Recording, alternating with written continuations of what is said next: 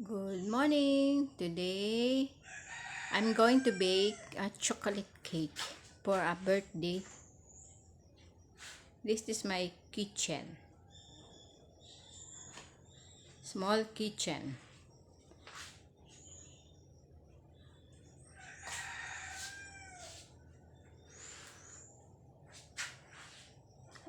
My utensils. My ingredients. And other. This is my first time to bake in the bukid. My first time to bake in the bukid. Another day, another year to start all over again.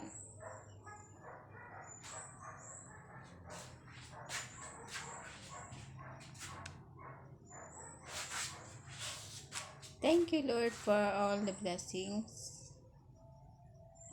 and the chance to start again in baking. Have a good day. Bye bye.